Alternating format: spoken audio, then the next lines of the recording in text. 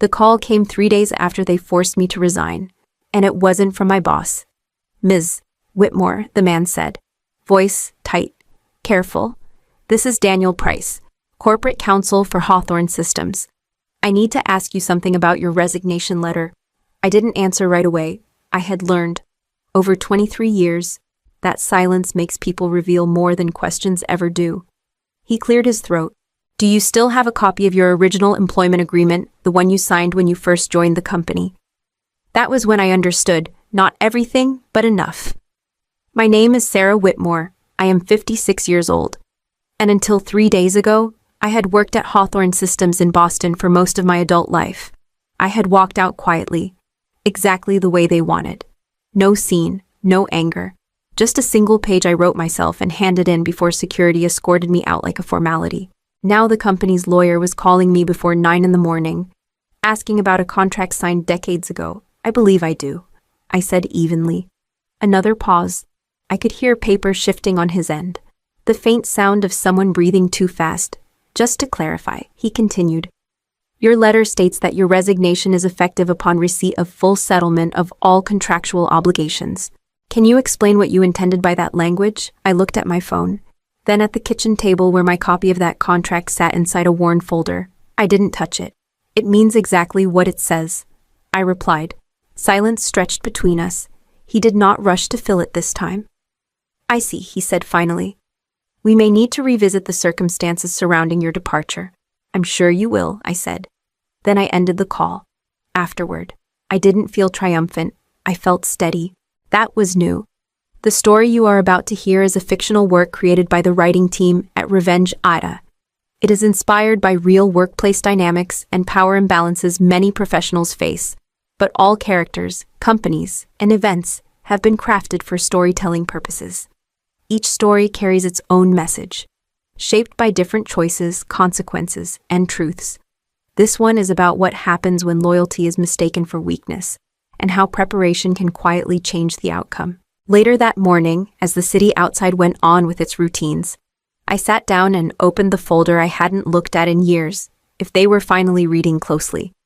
Then it was time to remember how all of this had started. Loyalty, I learned early, is measured by how much people assume you will tolerate without complaint. "Sarah, can you stay a little late?" my manager asked during my first year, "just until the numbers reconcile." "I can," I said. I always said I could. That was how it started at Hawthorne Systems. I joined in my early 30s, newly married, eager to prove I belonged. My first title was Junior Operations Analyst. My starting pay was $46,000 a year. I didn't negotiate. I was grateful just to be there. "You're steady," my supervisor told me during my first review. Not flashy, but solid. Solid became dependable. Dependable became invisible. Over the years, the titles changed. Analyst, senior analyst, operations lead, director. Each promotion came with more responsibility and less recognition. When systems broke, they called me. When audits loomed, they asked me to sit in. When executives needed historical numbers from contracts signed before they arrived, someone would say, "Ask Sarah. She'll know." I knew because I stayed. "Can you take this on too?" a vice president asked once, sliding a project across the table that wasn't mine. "It's outside my scope," I said carefully. He smiled. "But you'll handle it better than anyone else." So I did. I missed anniversaries. I took calls during hospital waiting rooms. I once joined a conference call from my car outside my daughter's recital because the quarterly report had an error no one else could find. "Thank you for always being flexible," Human Resources told me. They never said thank you for staying. By the time I reached my 50s, I was managing teams who didn't know how half the systems worked without me. I trained people who would later be paid more. I fixed mistakes quietly so no one else would look bad. "You're the backbone of this place," a colleague whispered once after a long night. I smiled, but something tightened in my chest, because backbones are only noticed when they break. "Thank you for coming in, Sarah," the CEO said, folding his hands as if we were about to discuss next quarter's goals instead of my future. His name was Robert Hale. I had reported to 3 CEOs over the years. He had been there for 11 months. "We'll keep this brief," he continued. "I know you value professionalism." I nodded. I had learned that nodding cost less than speaking. "This company is evolving," Robert said. And with change comes difficult conversations. He paused, then looked directly at me. I think you should leave while your dignity is still intact. The words were smooth, practiced, delivered without heat. I'm not being terminated, I asked. No, he said quickly. Nothing like that. We simply believe this is the right moment for a graceful exit. Graceful exit. Karen Miller from Human Resources slid a folder across the table. She had joined Hawthorne Systems 6 years after I did. Survived every reorganization by mastering the language of concern. This is just a formality, she said. A standard resignation letter. It allows everyone to move forward positively. I opened the folder. 1 page, my name already typed. Effective immediately. Full release of claims. Non-disparagement. Final settlement. I didn't say I wanted to resign, I said quietly. Robert leaned back. We're trying to protect you. Sarah, a termination raises questions. A resignation preserves your reputation. And if I don't sign, I asked. Karen smiled. Thin and careful. Then we may need to reassess performance alignment. I had 17 years of written reviews that said I exceeded expectations. They knew that. I knew they knew. Robert glanced at his watch. Take a few minutes, he said.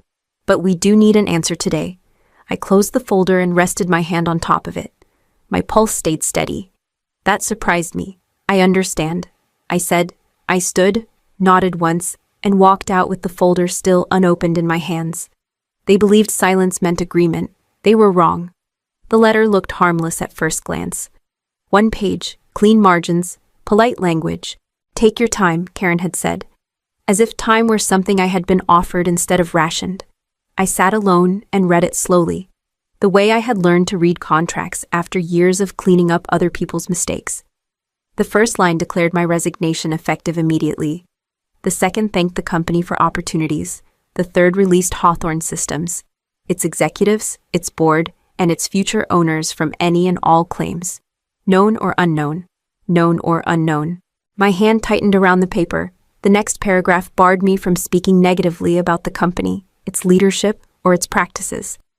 Another confirmed that the severance 4 weeks of pay constituted full and final settlement of all obligations. 4 weeks, after 23 years. This is standard. Karen's voice echoed in my head. It protects everyone, it protected them. I picked up the pen they had left on the table. It was heavy, expensive, meant to feel official. My name was already typed at the bottom. All that was missing was my signature. For a moment, I felt the weight of it all at once. The exhaustion, the fear of being labeled difficult. The quiet panic that comes when stability disappears without warning. Just sign it, a small voice inside me whispered. Be done. I pressed the pen to the paper, then I stopped. The language was too final, too clean. It erased not just my job, but my history, my leverage, my right to respond. It assumed I would leave grateful and silent. I stood up and walked back to Karen's office. The unsigned letter folded once in my hand. I need time, I said. Her smile froze for half a second. We were hoping to close this today. I won't sign anything today, I replied. I need to review it properly. Robert's door was open down the hall. He looked up when he heard our voices.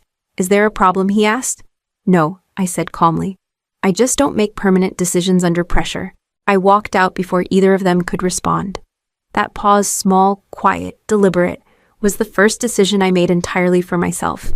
My lawyer's office was small and quiet, the kind of place where people came to say things they could not say anywhere else.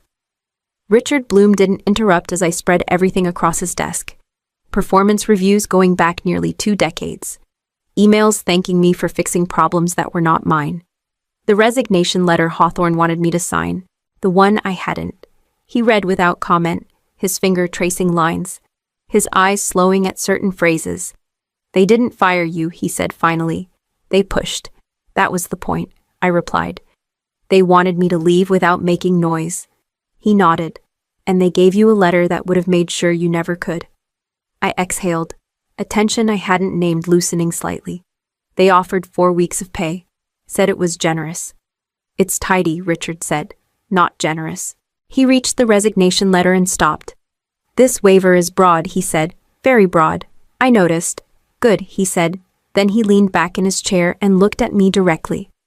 Now I need to ask you something. I waited. Do you still have the original employment agreement you signed when you first joined the company? The question caught me off guard, the one from my first year. Yes, he said. Before the mergers, before the acquisitions, before the new leadership. I think so, I said slowly. It should be in a box at home. Richard's expression didn't change, but something sharpened in his voice. That contract matters more than anything they handed you last week. Why, I asked. Because long-term agreements often contain protections no one remembers until it's inconvenient, he said, especially when ownership changes. He slid the resignation letter back toward me. Do not sign this, not yet, and do not let them rush you again. I nodded. They won't. Richard stood and opened a file drawer. Find that contract, he said. When you do, call me. There are reasons companies prefer resignations to terminations. I gathered my papers, my hands steady now. On the way out, he added quietly, people assume old documents lose power with time. Sometimes they gain it. When I returned to Hawthorne Systems, Robert Hale was already seated at the conference table, his jacket draped over the chair like he planned to be done quickly. Karen Miller sat beside him, folders stacked neatly in front of her. Have you had time to think? Robert asked. I have, I said, taking the seat across from them. I'm prepared to resign. Karen's shoulders eased. That's a wise decision, Sarah, but I won't be signing your letter, I added. The relief on Robert's face stalled halfway into confusion. Excuse me, I'll write my own resignation, I said, in my own words. Karen glanced at Robert, then back at me. That's not necessary. The document we provided covers everything. I'm sure it does. I replied. For you. Robert leaned forward. Let's not complicate this. We're offering you a clean exit. I'm not complicating anything, I said evenly. I'm resigning. I just won't use language I didn't choose. There was a pause. I could see Robert calculating how much this mattered. He believed the outcome was already decided. Fine, he said at last. Write your letter. We'll need it today. You'll have it, I said. Back in my car, my phone buzzed. A message from Richard Bloom appeared on the screen. 1 sentence, 42 words, no explanations, no embellishments. I read it once, then again. My thumb hovered over the reply. Are you sure? I typed. Yes, came his response. Exactly as written. Do not add or remove anything. At home. I opened my laptop and stared at the blank page longer than I expected. The sentence looked ordinary, almost polite. It did not sound like revenge. It sounded like precision. I hesitated, thinking of how easily this could go wrong. Then I printed it on company letterhead, signed my name in blue ink, and folded the page once. When I walked back into the building, I was calm. That seemed to unsettle them more than anger ever could. Karen took the letter from my hand without looking up. Thank you, Sarah. We'll process this immediately. Robert glanced at the page for less than a second. This is fine, he said. We'll have your final paperwork ready by the end of the week. I watched his eyes move across the paper. He didn't slow down. He didn't pause at the middle. Where the language shifted, he assumed it said what all resignation letters say. I'll need confirmation in writing, I said. Karen nodded, already stacking the letter with other documents. You'll receive an email by close of business. That email arrived less than an hour later. We acknowledge receipt of your resignation. It read, your final day of employment is effective immediately. They had missed it. By the next morning, my access badge no longer opened the parking gate. My work email stopped syncing. A message from payroll followed shortly after, outlining my final paycheck, my accrued vacation payout, and instructions for returning equipment. No one called, no one asked a question. At lunch, a colleague texted me, heard you're gone. I'm so sorry. I'm not. I typed back. I didn't explain. 2 days passed like that, systems closing, accounts disabled, the company moving on with impressive efficiency. On the 3rd day, I noticed something change. My email access returned without explanation. No message, no apology. Just a silent restoration, as if someone had tripped over a wire and tried to put it back before anyone noticed. An hour later, my phone rang. I didn't answer. A voicemail followed. It wasn't from Robert. It wasn't from Karen. Miss Whitmore, the voice said carefully. This is Daniel Price from Hawthorne Systems Legal Department. We need to discuss the language of your resignation letter. I deleted the voicemail and waited. If they were calling legal, it meant someone had finally read the sentence. The first day passed without a word. No email, no call, nothing from Robert or Karen. Just the quiet confirmation that my access had been removed, then restored, then removed again. Someone inside the company was pulling levers without knowing which ones mattered. On the second day, Richard Bloom called me. "They're reading?" he said, slowly. "Who?" I asked. "Legal." He replied. "Human resources already moved too fast. Payroll followed. Legal is the last stop. And they never like surprises." I didn't tell him about the voicemail. I didn't need to. That afternoon, I opened the box I'd brought home from the office. Old notebooks, project binders, a framed photo from a team dinner years ago. At the bottom was the folder Richard had asked about. Thick paper, yellowed edges. My name typed in a font no one used anymore. I didn't open it yet. By the third morning, doubt crept in. Not panic. Just the quiet kind that asks whether you misread the room, whether confidence had tipped into arrogance, whether one sentence really could hold up against an entire company. My phone buzzed. An internal calendar alert appeared on my screen, restored without explanation. Status meeting finance leadership. I stared at it, then closed the notification. 10 minutes later, the phone rang again. This time I answered. "Ms. Whitmore," the voice said, measured but strained. "This is Daniel Price. We spoke earlier this week." "I remember," I said. "There are questions," he continued. "Regarding your employment status, I assumed there would be," I replied. He paused. "We'd like to clarify certain obligations before anyone proceeds further." In the background, I could hear another voice, low and urgent, cut off abruptly. Daniel lowered his tone. "Would you be available to discuss this today?" "Yes," I said. "When you're ready." I set the phone down and finally opened the folder. They hadn't misread the sentence. They had underestimated everything behind it. The call came just after lunch. "Miss Whitmore," Daniel Price said, his voice careful in a way it hadn't been before. "Thank you for making time to speak with us." "Of course," I replied. "I want to be very clear," he continued. "This conversation is exploratory. We're simply trying to ensure there's alignment on the circumstances of your departure." "Go on," I said. He paused, choosing words the way people do when they are afraid of choosing the wrong ones. "It's been brought to our attention that certain remarks made during your final meeting may have been misinterpreted." I waited. "The phrase regarding leaving with your dignity intact," he said, "was not intended as an ultimatum." "Then what was it intended to be?" I asked. Another pause. Papers shifted. Someone whispered on his end, too close to the receiver. "Our position," Daniel said, "is that the company values your contributions and regrets any discomfort caused by that discussion." "I see," I said. "We're also reviewing the language of your resignation," he added, "specifically the conditions you referenced." I was very deliberate. I said, "So was my lawyer." "Yes," he said quietly. "We've gathered that." A new voice joined the call. Robert Hale. He sounded different without an audience.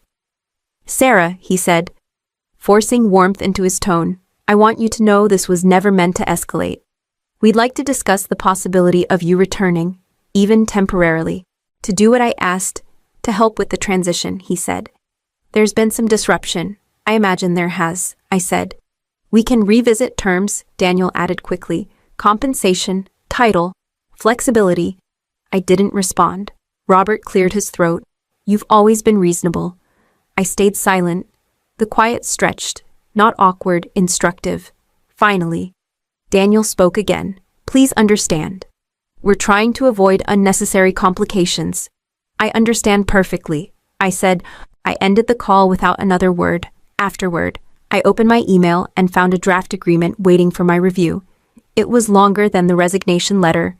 Much longer. I forwarded it to Richard Bloom and closed my laptop. They weren't afraid of losing me. They were afraid of what my silence allowed next. Walking away, I learned, is not the same as giving up. Richard Bloom called me 2 days after the draft agreement arrived. "They're ready to settle everything properly," he said. "All contractual obligations. Clean terms. No games." "Are they asking me to come back?" I asked. "They are," he replied. "But they're not insisting anymore." That told me everything I needed to know. When the final call came, Daniel Price sounded composed again, the way people do once the panic has passed. "Ms. Whitmore, we've reviewed the documentation. The company will honor the terms outlined in your original agreement. Compensation, benefits, and severance will be handled accordingly. I appreciate the confirmation, I said. There is, of course, the option to discuss a return, he added carefully. I won't be returning, I said, not sharply, not emotionally, just clearly. There was a brief silence. Then, understood, he said. Robert Hale did not join that call. He did not need to. The decision was no longer his to manage. The paperwork arrived later that week. It was thorough, respectful, precise. I read every page, signed where appropriate, and returned it without comment. When it was done, my resignation became final, not because I was pushed out, but because I chose the terms of my exit. On my last official day, no one asked me to clear my desk. No one escorted me out. My access ended quietly, the way it should have from the beginning. I closed my laptop and sat for a moment, not celebrating, not grieving, just steady. The life lesson I carry forward is simple, and hard-earned loyalty should never require silence. And dignity is not something a company grants you. It is something you protect by knowing your value, reading what you sign, and refusing to rush decisions that define your future. When you leave the right way, you take yourself with you intact, unafraid, and clear about what you deserve. I found out I was fired before I even reached the baggage claim. My phone vibrated while I was still standing near the gate, suitcase handle in my hand, wedding checklist open in my notes. The sender was my boss, Martin Hale, not human resources, not a meeting invite, just an email. I opened it without thinking, already planning to text my fiancé about the cake tasting later that afternoon. The subject line read, "You're fired, congrats." That was it. No greeting, no explanation. Inside the email was a single sentence confirming my termination, effective immediately, followed by a smiling emoji spelled out in words, like a joke someone expected me to laugh at. I stared at the screen until the letters stopped making sense. A woman beside me said, "Excuse me." Nudging past with her carry-on, I stepped aside automatically. My hands were steady. That part scared me more than the email. I called Martin, straight to voicemail. I called human resources. A recorded message told me their office hours. I hung up before it finished. I'm Sierra. I was 32 years old, getting married in 3 days. And until 5 minutes ago, I was the senior systems licensing lead at a mid-sized tech firm in downtown Seattle. I had worked there for 6 years. I had trained half the department. I had built the licensing framework their entire operation depended on. I should have cried. I should have called my fiancé. I should have sat down. Instead, I opened my laptop. "Are you okay?" a man asked as he passed. Noticing my face, "I'm fine," I said, and surprised myself by meaning it. My inbox started updating. Internal alerts, automated system notifications. Everything still recognized me. They had fired me, but they had forgotten something important. I logged in. That was the moment I stopped being surprised and started being careful. The story you are about to hear is a fictional work created by the writing team at Revenge AITA. Names, companies, events, and outcomes are crafted for dramatic storytelling purposes, while inspired by real workplace dynamics. This narrative is not intended to represent any actual person or organization. Each story carries its own message and stands on its own. By the time I closed my laptop, my phone began buzzing again. This time, it was not silence on the other end. Chapter 2 began before I even left the airport. By the time I reached the rideshare pickup area, my phone buzzed again. This time, it was a text. "Lena, did you see the email?" Lena worked 2 desks down from me. We'd survived late nights together, coffee runs, deadlines that kept sliding closer without warning. I typed back, "Me yes." 3 dots appeared, disappeared. Then came another message, "Lena." I think this was planned. I stopped walking. I called her instead. She answered immediately, her voice low and tight. "They knew you were landing this morning." I leaned against a column, laptop bag heavy on my shoulder. "What do you mean? Knew they were talking about it yesterday. Martin asked Eat to confirm your flight time." "That doesn't make sense," I said. "I was on approved leave." "I know," she said quickly. "That's why it felt wrong," he said. "Once she's back in Seattle, we move." Those were his words. I closed my eyes for a second, then opened them. "Move how?" "She didn't say it out loud," Lena said. "But they cleared your calendar, reassigned your onboarding session, And they had Evan sitting in your chair this morning. Evan, fresh hire, nice enough. No experience with enterprise licensing frameworks. I had trained him for 2 weeks. They told him I resigned, Lena added. I let out a short laugh that didn't sound like humor. Of course they did. Sierra, she said, hesitating, you know the system better than anyone. They think once you're gone, it's theirs. They fired me before my wedding, I said quietly. On purpose. Yes, she said. I'm sorry, I ended the call and stared at my phone. Senior Systems Specialist wasn't a title they gave lightly. I had designed the licensing structure that kept every department running, from sales validation to internal access control. Nothing major moved without touching my work. They didn't fire me because I was replaceable. They fired me because they thought I was done. My phone rang again. This time it was Martin. I watched it ring until it stopped. Then I opened my laptop and checked the internal dashboard. Everything was still live, every permission intact, every system responding to my credentials. They hadn't rushed, they had assumed. And that told me exactly how this was going to unfold.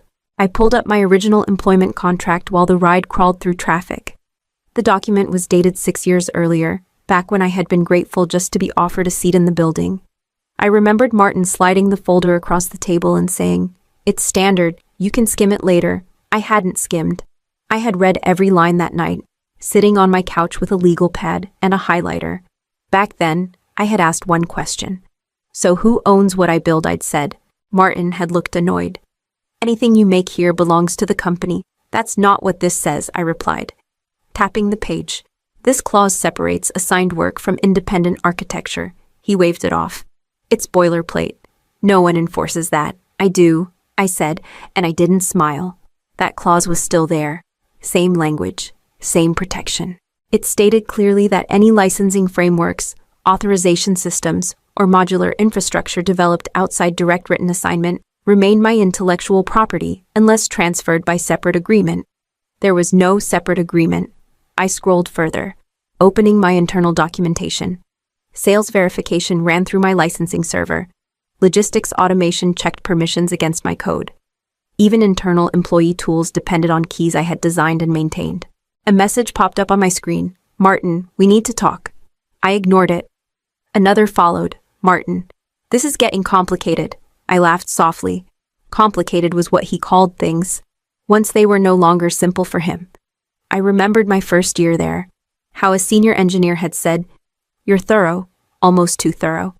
I remembered being told I worried too much about ownership, about boundaries, about worst-case scenarios. "You think like someone who doesn't trust us," he'd said.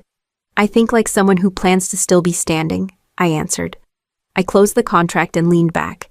The company had built their growth on systems they never fully understood, created by someone they never thought would push back. They hadn't fired an employee. They had cut access to the one person who knew exactly where every lever was, and exactly which ones still belonged to her. I opened the licensing console and hovered my cursor over the permissions tab. I didn't rush. I read each permission line the same way I always had, carefully, deliberately, sales validation, order routing, internal access authentication. Each module tied back to the same licensing authority, mine. My phone lit up again. "Martin, Sierra, answer me." I muted it. Another message appeared, this one from Human Resources. "HR, there seems to be a misunderstanding. Please contact us immediately." A misunderstanding would have been an apology. This was panic wearing polite language. I clicked into the licensing console and selected the primary authorization group. A warning banner appeared on the screen, clear and precise, outlining exactly what would happen if access was revoked. It listed departments, dependencies, consequences. I didn't hesitate. I revoked the licenses. No data was erased. No files were corrupted. I didn't touch a single line of company-owned code. I simply withdrew permission for systems to authenticate against my framework. The dashboard refreshed. Within seconds, error notifications began stacking in the activity log. Sales authorization failed. Internal tools timed out. Automated workflows paused mid-process, waiting for credentials that no longer resolved. My phone rang. I watched the name flash on the screen and let it go dark. Another call followed, then another. The silence between them shrank fast. A new message came in from Lena. "Lena, What did you do? I typed back slowly. Me, I took back what was mine. There was a long pause before her reply. Lena. Everything just froze. I know, I said out loud, though she couldn't hear me. A voicemail notification appeared from Martin. Then another. The tone shifted even through text. Martin, this isn't funny. I closed the console and logged out completely. My credentials disconnected cleanly, like a door shutting without a slam. The calls kept coming, not just from Martin now, numbers I didn't recognize, extensions from inside the building. I set my phone face down on the seat beside me and exhaled for the first time since the gate. This wasn't revenge. Revenge was emotional. This was structural. It was the consequence of treating access like ownership and people like placeholders. Somewhere downtown, screens were filling with error messages. Meetings were stopping mid-sentence. Someone was saying my name out loud for the first time that day with something close to fear, and they still didn't know how deep it went. The first voicemail came from Martin. His voice was tight, clipped, still trying to sound in control. Sierra, whatever this is, you need to reverse it immediately. You don't have the authority to. The message cut off when he ran out of time. The second voicemail was longer. This is affecting sales. We have teams locked out. Call me now. Then the emails started stacking up faster than I could read the subject lines. Operations order processing has stopped across 3 regions. Sales director. Our accounts cannot verify licenses. Clients are calling. Finance revenue recognition is frozen. I didn't reply to any of them. My phone rang again. This time it wasn't Martin. It was a number I recognized from the executive floor. I let it ring until it stopped. A message appeared from Lena. Lena. They just pulled everyone into the main conference room, I typed back. Me. What are they saying? Her response came seconds later. Lena. At first they said it was a glitch. Then they said it was a security incident. Now they're asking who still has your contact information. Another call came through. I answered this one. Sierra, said a man I barely knew. Daniel from sales leadership. His voice shook. Our biggest retail client can't place their weekly order. They're threatening to cancel if this isn't fixed today. I'm not available, I said evenly. You can't just walk away, he snapped, then softened immediately. We need your help. You fired me, I replied, effective immediately. There was silence on the line. Then, we didn't think I know, I said, and ended the call. I opened the system logs again. Authorization requests were failing in waves, automated retries, escalations, alerts triggering other alerts. The infrastructure was doing exactly what it was designed to do when access was revoked. My phone buzzed again, a text from Martin this time. No title, no pretense. Martin, please, we can talk terms. The word please looked wrong coming from him. I set the phone down and watched the timestamps roll forward. Every minute of silence stretched tighter than the last. Somewhere in that building, authority was cracking, and panic was taking its place. The first legal email arrived just after noon. It wasn't subtle. Legal department, your actions constitute unauthorized interference with company operations. Restore access immediately to avoid further consequences. I read it once and set it aside.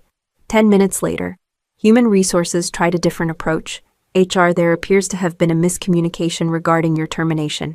We would like to clarify a few points. I laughed. A short sound that surprised me. Miscommunication did not come with a termination notice, and a smiling emoji spelled out like a punchline. Martin called again. This time I answered. Sierra, he said quickly, too quickly. Let's get on a call and clear this up. I don't do calls anymore, I replied. You're making a mistake, he said. This could get serious. It already did, I said. The moment you hit send, he exhaled hard. Look. HR acted without full context. They sent the email you approved, I said. With your name on it. That emoji was unprofessional, he said. I'll admit that. I closed my eyes for a moment. I could see it clearly. The way it had sat at the end of the sentence, smug and casual. You didn't fire me by accident, I said. And you didn't forget to call. You chose not to. Silence. I'm willing to fix this, he said finally. We can reinstate you. Same title, same pay? I'm not interested, I replied. What do you want then, he asked. Frustration bleeding through. Everything in writing, I said. No calls, no verbal promises, no threats. He scoffed. You're holding the company hostage. I'm holding my property, I said. You're reacting to the consequences. Another pause. When he spoke again, his voice had changed. "Please," he said. "Just restore access while we talk." That word again, please. It landed flat. I ended the call and forwarded the legal email to a folder I had labeled documentation. Then I opened a blank document and began outlining terms, calmly, line by line. They had stopped trying to intimidate me. Now they were trying to soften the edges, rewrite the story, pretend respect had always been there. It hadn't. And until they understood that, nothing was moving. The first confirmation came from Lena late that afternoon. "They lost Northline," she said without preamble. I held the phone tighter. Northline had been with the company longer than I had. A steady contract, predictable volume, the kind of client executives bragged about during quarterly calls. They pulled out completely. Lena continued. No pause, no extension. They cited operational instability. I closed my eyes. That was processing when access dropped. "Yes," she said. "Martin promised them it would be resolved within hours." It wasn't. There was shouting in the background on her end. Voices overlapping, sharp and panicked. Someone said Martin's name with open anger. "Are you safe?" I asked. "I'm fine," she replied. "But things are changing fast. The board is here." That got my attention. She lowered her voice. "They called an emergency session. Legal, compliance, external auditors. They're reviewing everything tied to the licensing framework." "And Martin," I said. "He's not in the room anymore," she said. "He was asked to step out." I didn't smile. I didn't feel relief either. Just a quiet confirmation settling into place. An hour later, an unfamiliar name appeared in my inbox. Board liaison. "We are conducting an internal review regarding recent executive decisions. Please preserve all communications related to your termination." That was it. No threats, no demands, just procedure. Another message followed. This one forwarded from an internal thread Lena had access to. "Interim operations, all decisions related to systems access will be handled externally until further notice." Martin's name was nowhere on the chain. The company hadn't collapsed. Not yet, but something essential had cracked. The illusion that everything was under control. The belief that removing one person wouldn't ripple outward. They hadn't planned for scrutiny. They hadn't planned for consequences that couldn't be undone with a quick call or a rewritten narrative. Later that evening, Martin tried once more. "Martin? This has gone too far." I stared at the message and felt nothing. It hadn't gone far at all. It had gone exactly where it was always headed. The moment they decided to turn a dismissal into a joke and assumed the foundation beneath them would hold. The damage was no longer theoretical. It was documented, observed, irreversible. And for the first time since the email, the silence that followed felt different. The email from the board arrived just before evening. It wasn't from Martin. It wasn't from Human Resources. It came from someone named Claire Whitman, interim counsel, introduced with a title that didn't invite argument. "Claire, we would like to resolve this matter promptly. Please outline your conditions." I read it twice, then opened the document I had been refining all day. I didn't write angrily. I didn't write defensively. I wrote precisely. I replied within 10 minutes. Me first. A written acknowledgement that my termination was wrongful and executed during approved leave. This acknowledgement must be signed by the company and placed in my personnel file. No hedging, no softened language. Me second, financial compensation for damages caused by the termination, including lost income, reputational harm, and disruption immediately preceding my wedding. I paused, then continued. Me third, an ongoing licensing agreement for the continued use of my proprietary systems. Terms will reflect market value and will be administered through counsel. I did not mention forgiveness. I did not mention reconciliation. My phone rang. I let it ring. A moment later, a message appeared from Martin, forwarded through Claire. "Martin, this is excessive." I replied only to her. "Me, these are the terms." Minutes passed. Then more. Another email arrived. "Claire, would you consider restoring partial access during negotiations?" I answered calmly. Me. "No. Access will be restored once terms are accepted in writing." The silence that followed felt heavier than any argument. I imagined the room where they were reading my email, the way my words removed every option except agreement or loss. Lena texted me quietly. "Lena, they're arguing. Not about you. About who approved the firing. That told me everything. I received one last message from Claire near the end of the hour.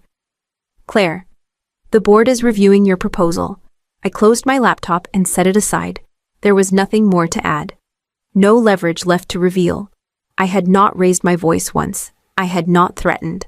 I had not begged. For the first time since this began, the outcome was no longer in my hands. It was in theirs, and the cost of refusing was finally clear. The agreement arrived just after dawn. It was concise, signed, final. Claire, the board accepts all stated terms. Please confirm restoration timeline. I read the attached documents slowly. The acknowledgement was there, plain and unambiguous. Wrongful termination during approved leave. The compensation terms were outlined in full, including coverage for the disruption caused in the days leading up to my wedding. The licensing agreement followed, structured, enforceable, and administered through counsel. No loopholes, no favors. Another email followed, this one marked internal but forwarded intentionally. Board liaison effective immediately. Martin Hale is terminated for executive misconduct. I sat with that for a moment. There was no satisfaction in it. Just wait. Consequence finally landing where it belonged. Lena called me a few minutes later. They announced it this morning, she said. Security walked him out. No speech, no goodbye email. And human resources? I asked. They're rewriting policies, she said. Termination approvals, leave protections, executive oversight. It's all being audited. I closed my eyes briefly, then opened the licensing console. I restored access exactly as outlined in the agreement. Step by step. Verification logs clean. Dependencies resolving one by one. Systems began responding again, cautiously at first, then fully. Orders resumed. Internal tools unlocked. The company started breathing on its own. Claire emailed once more. Claire access confirmed. Thank you for your cooperation. I logged out and removed my credentials permanently. An hour later, another message came in from the board. Board liaison. You are welcome to return under revised leadership if you choose.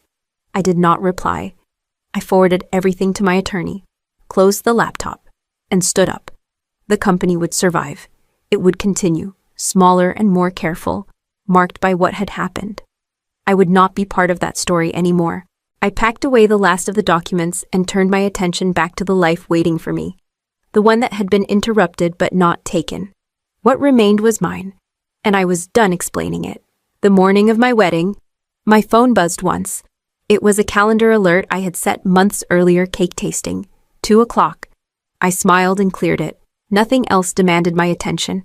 No emergency calls, no crisis emails. The noise had finally stopped. Ready, my fiancé asked, adjusting his tie. His voice was steady. The way it had been through all of this. I said, and meant it. Later that week, after the last thank you notes were sealed, I took a call I had been waiting for. The woman on the line introduced herself as Mara Collins, head of platform strategy at a firm I had admired for years. We reviewed your work, she said, and the way you handled your exit. I didn't interrupt. We want you, she continued, but only if the terms are yours. They are, I said. I don't work without clear boundaries. Good, Mara replied. Neither do we. The offer arrived that afternoon. Senior role, written protections, clear ownership language, a schedule that respected life outside work. I signed without hesitation on the 1st of the next month. A transfer confirmation appeared in my inbox. The licensing fee from my former company, processed automatically, exactly as agreed. The amount was fair, the timing precise, no messages attached. Lena texted me later. They're careful now, she wrote. Everything goes through legal, no shortcuts. Good, I typed back. A week after I started my new role, a junior engineer hesitated before speaking up in a meeting. I waited. I think there's a risk here, she said quietly. Say it? I told her. We're listening. She did. And the room shifted in a way I recognized. Respect settling into place. I didn't destroy a company. I forced one to look at itself, then stepped aside. The life I built after that was quieter, sturdier, and entirely mine. The moment my female CEO laughed at me for wanting the department head role, I knew my career at that company had already ended. I was standing across from her desk, hands folded, voice steady. The position has been vacant for almost a year, I said. I've been covering the responsibilities informally. If the company needs someone to step in officially, I'm ready. She didn't look at my proposal.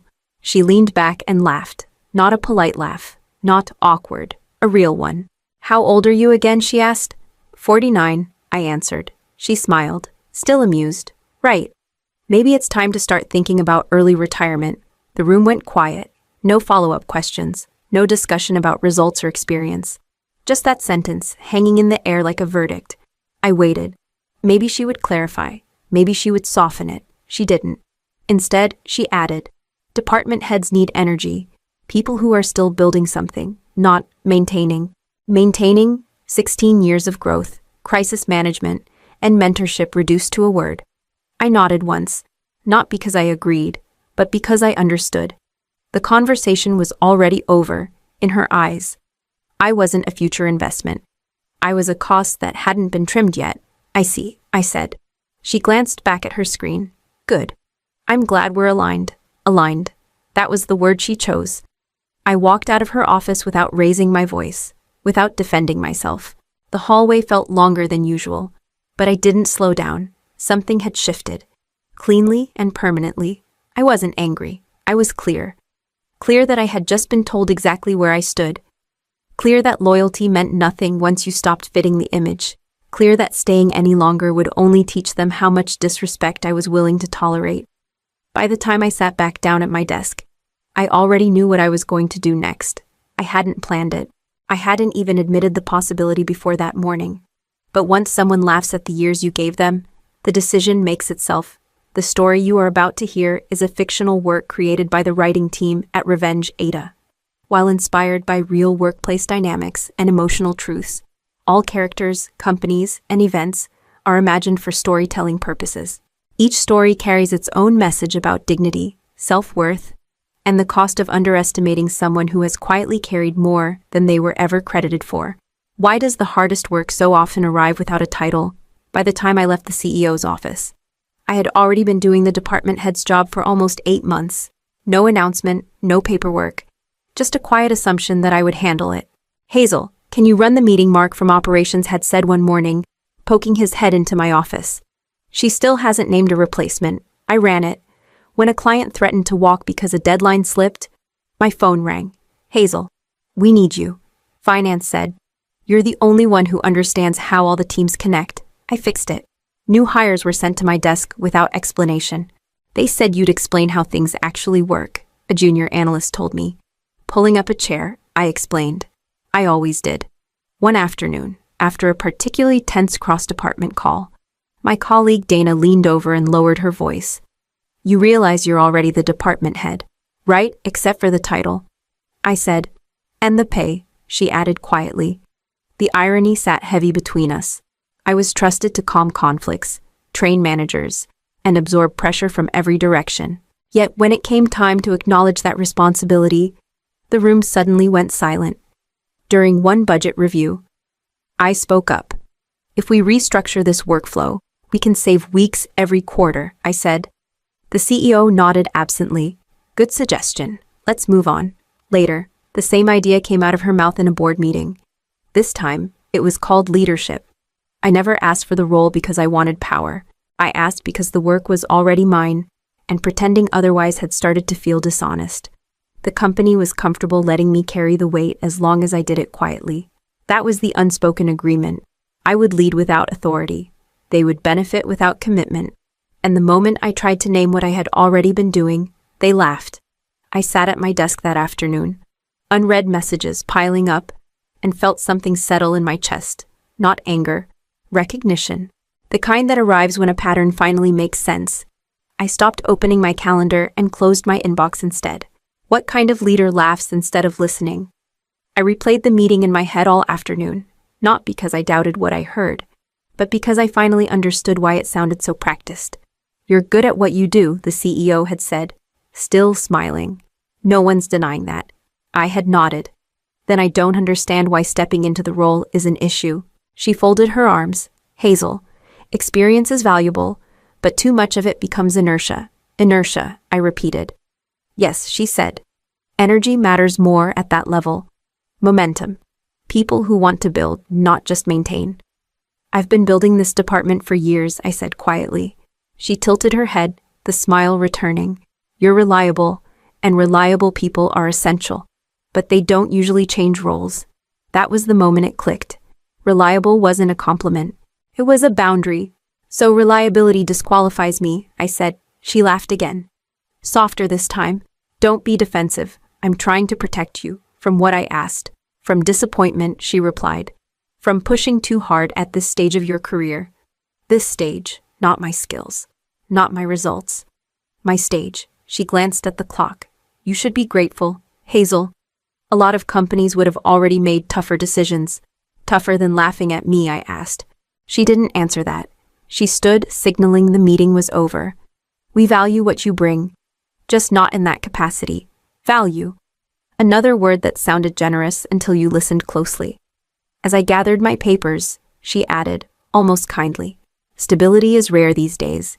You have it here. Don't underestimate that. I walked out knowing the laughter hadn't been spontaneous. It was rehearsed, reinforced, and rewarded. This wasn't one woman's bias. It was a system that smiled while it kept you in place. By the time I reached my desk, I stopped telling myself I had been misunderstood. I had been understood perfectly. Why does no one speak up when the laughter isn't funny? I sat down at my desk and opened my laptop, my screen filled with messages that had nothing to do with what had just happened. Hazel, can you review this before the call? Hazel, the client's pushing back again. Hazel, quick question when you have a minute. I answered none of them. Mark walked past my desk and slowed, then kept going. Dana glanced up, met my eyes for half a second, then looked away.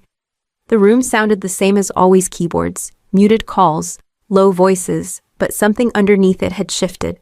A few minutes later, someone stopped beside me. It was Claire from compliance, new enough to still look uncertain when she spoke. I heard, she said softly. Heard what I asked. She hesitated. The meeting. I waited. I'm sorry, she whispered, then added quickly, I really am, before I could respond. She walked away. That was it. No outrage, no follow-up. Just sympathy delivered quietly, like an apology for existing in the same space. Dana eventually rolled her chair closer. She didn't look at me when she spoke. They won't back you, she said. Not openly. I know, I replied. They need you where you are, she continued. If you move up, someone else has to carry what you carry. And if I don't move at all, I asked. She exhaled. Then nothing changes. Her honesty hurt more than the CEO's laughter. At least the laughter was obvious. This was practical. The realization settled slowly. Silence wasn't cowardice, it was strategy. Everyone benefited from things staying exactly the way they were. My reliability made their jobs easier. My presence absorbed risk. My voice, as long as it stayed within approved limits, was useful. Defending me would cost them something. Staying quiet cost them nothing. My phone buzzed again. Hazel, are you joining the 2 o'clock? I turned it face down. Staying meant agreeing to be invisible in exchange for stability, not just today. Not just this role. Permanently. I leaned back and let the quiet do its work. What if the real reason you stay is fear? I didn't go home right away that evening. I stayed at my desk long after most people left, not working. Just sitting there with my thoughts finally loud enough to hear. You're being dramatic, I told myself quietly. You have a steady job, health insurance, a paycheck that arrives on time. Another voice answered back, sharper than I expected. And how much dignity does that paycheck buy? I closed my eyes and heard the CEO again. Maybe it's time to think about early retirement. Earlier, the words had stung. Now they sounded different, clearer. You're afraid, I said under my breath, of starting over, of being the oldest person in the room, of proving her right. I thought about the years I had stayed because leaving felt reckless. About telling myself that stability was a virtue, that loyalty would eventually matter, about choosing predictability over pride, again and again. 49 isn't old, I said. But it's old enough to know when you're being managed out. The silence answered me. I opened my calendar and scrolled back through months of meetings I had led without credit. Crises I had resolved without acknowledgement. You didn't stay because they valued you, I said quietly. You stayed because you were scared to test your value somewhere else. That realization didn't hurt the way the laughter had. It settled, solid, unavoidable. The insult from that morning replayed once more. But this time it didn't tighten my chest. It straightened my spine. Early retirement, I said aloud, tasting the words. Or maybe early honesty. I gathered my bag and stood. Not with urgency. With resolve. Fear had been making my decisions for a long time, dressing itself up as patience and responsibility. Now that I could see it clearly, it felt smaller, manageable. As I shut down my computer, my phone lit up with another message asking for help on a project due tomorrow. I didn't answer it. I slipped the phone into my bag instead. For the first time in years, I walked out without explaining myself. What if the opportunity was already there, waiting quietly for me to stop pretending I didn't see it? I found the message that night while scrolling through my old LinkedIn inbox. It was buried under years of unanswered notifications, dated almost 2 years back. Hazel, if you're ever open to a conversation about leadership roles in New York, I'd love to talk. We've been following your work. I remembered reading it the first time. Remembered closing the app and telling myself, I'm not that person. I don't jump ship. Loyalty had felt like integrity back then. I stared at the name again. Ethan Moore, executive director at a competing firm in New York. We had met once at a conference. He had asked real questions, listened without interrupting. I had noticed that even then. I locked my phone and sat with it for a moment. This isn't revenge, I said quietly to myself. This is information. I unlocked the screen and hit call before I could talk myself out of it. It rang twice. Ethan Moore, he answered. This is Hazel Carter, I said. I'm not sure if you remember me. There was a brief pause, then a smile in his voice. Of course I do. I wondered when you'd call. I ignored your message, I said. I shouldn't have. You were loyal, he replied. That told us something too. I swallowed. I'm not calling to complain. I'm calling to ask if the conversation still makes sense. It does, he said immediately. We've followed your department restructures and crisis turnarounds for years. Your name comes up often. My name, I repeated, not your age, he added, as if reading my mind. Your work. We talked for 15 minutes. No flattery, no vague promises, just questions about teams, pressure, accountability. When we hung up, my hand was shaking slightly, not from fear, from recognition. I set the phone down and sat very still. For the first time since that laugh in the CEO's office, the future didn't feel like something I had missed. It felt like something that had been waiting. What does it feel like to finally be evaluated on merit? Ethan met me in a quiet conference room the next morning. He didn't open with pleasantries. Tell me how you'd stabilize a team that's lost 3 managers in 6 months, he said. I'd start by stopping the churn, I replied. Clear priorities, fewer emergency pivots. Let people finish what they start. He nodded.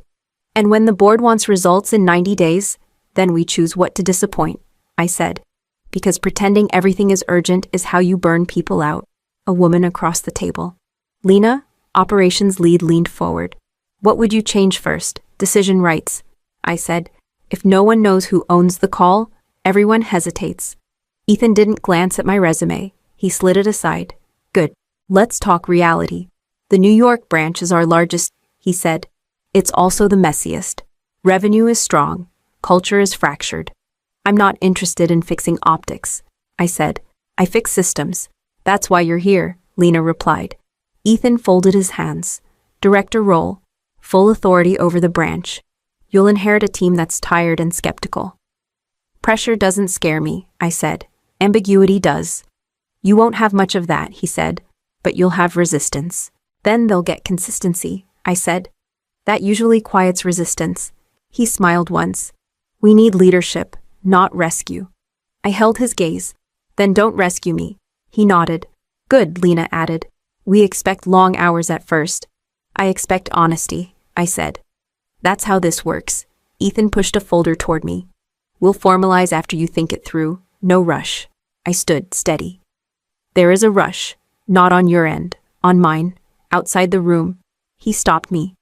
One thing, he said. This won't be easy. I'm not looking for easy, I replied. I'm looking for meaningful. I walked away knowing this wasn't an escape. It was an appointment. What does power sound like when it's afraid? I handed in my resignation the next morning. No speech, no explanation, just a single page. Printed, signed, and placed on the CEO's desk. She looked at it, then up at me. There was no laughter this time. "Is this a negotiation tactic?" she asked. "No," I said. "It's notice." She stood slowly. "We can revisit the conversation we had." "There's nothing to revisit," I replied. She circled the desk, voice shifting into something careful. "Hazel, let's be practical. You're valuable. We can make adjustments." Adjustments to what I asked. Title, scope, compensation, she said quickly. We could formalize the department head role, effective immediately. I didn't respond. She continued. "There's room to increase your package, and a path forward. You don't need to throw away everything you've built here." I met her eyes. "I didn't build this alone. I just carried more of it than you wanted to see." Her jaw tightened. "You're reacting emotionally. I'm reacting accurately," I said. She exhaled. "I didn't think you'd actually leave." That was the first honest thing she'd said to me in years. "You told me to think about early retirement," I replied. "I thought about it. I decided to retire from being invisible." Her voice sharpened. "This industry isn't forgiving to people who start over at your age." "I'm not starting over," I said. "I'm continuing somewhere else." She hesitated. "Is this about New York?" I didn't confirm it. I didn't need to. "We could match whatever they're offering," she said. "We can fix this." I picked up my copy of the letter. "You can't fix something you never respected." Silence filled the space between us. Not the awkward kind, the final kind. As I turned to leave, she spoke once more. "You're making a mistake." I paused at the door. "No," I said evenly. I waited too long to stop making one. I closed the door behind me and didn't look back. What happens when experience walks out the door? My first week in New York moved fast. No welcome speeches, no easing in. "Half the team doesn't trust leadership," Lena told me during our first check-in. "They've seen too many plans die halfway through." "Then we won't sell plans," I said. "We'll make decisions and stand by them." She nodded. "That'll be new." While I was settling in, the updates from Boston came quietly, through people who used to call me for help. They missed the delivery window, Mark said over the phone one night. No one caught the dependency. "Who signed off?" I asked. Silence. Then, no one wanted to. A week later, Dana texted. 3 managers resigned. Same week. I stared at the message, then put my phone down. I didn't call anyone back. The first audit happened shortly after. Claire mentioned it in passing when we crossed paths at an industry event. "The board's reviewing operational gaps," she said, carefully. "They're asking questions about what I asked, about why so much knowledge walked out with one person." I said nothing. A few days later, Ethan mentioned it during a late call. "Your former CEO's authority has been restricted." "Restricted how?" I asked. "She needs board approval for major decisions now," he said. "Temporary, they claim." I pictured her across a long table, explaining delays to men and women older than both of us combined. People who didn't smile when things went wrong. I didn't feel satisfaction. I felt distance. The final update came from Dana again. She has to present every week now. No more solo calls. I closed the message. Back in my office, Lena knocked lightly. "They're responding well to the new structure," she said. "Fewer emergencies, more ownership." "Good," I replied. "That means it's working. What happened in Boston wasn't revenge, it was gravity. Systems reveal what people try to hide. And once the weight shifts, no one needs to announce the fall. What if the best response to disrespect is success without permission?" By my 3rd month in New York, the noise had settled. Not because the work became easier, but because the team stopped bracing for chaos. "Just tell us what you want decided," Lena said during one leadership sync. "We're tired of guessing." "You'll never have to guess," I replied. "If I ask for something, it's because I've already thought through the cost." That became the rule. Decisions had owners, deadlines had reasons. People stopped whispering and started speaking plainly. One afternoon, a senior manager named Thomas stayed behind after a meeting. "I've worked under 6 directors," he said. "You're the first one who doesn't disappear when things get uncomfortable. I don't believe in leading from a distance." I told him. "It shows." He said, "People trust you." That word followed me more than any title ever had. The last update from Boston reached me quietly. "The way real endings usually do," Dana called once, voice low. "She's been moved out of day-to-day control," she said. "Still there, just contained." "No announcement?" I asked. No, Dana replied. Just fewer decisions, fewer rooms she's allowed in. I thanked her and ended the call. There was no relief in me, no sense of victory, just closure. That evening, my team gathered for a brief check-in. No speeches were needed. We're stable, Lena said. Clients noticed. Good, I replied. Stability is earned. After they left, I sat alone for a moment, not replaying the laughter from months ago, but acknowledging what it had given me: clarity, movement, a line I would never step back across. Here is the lesson I carry now, and the one I want you to hear clearly: loyalty without respect is not virtue. It is self-neglect. No job, no title, no promise of stability is worth shrinking yourself to stay comfortable. The moment someone shows you that your years no longer matter to them, believe them and act accordingly. I did not retire. I moved forward.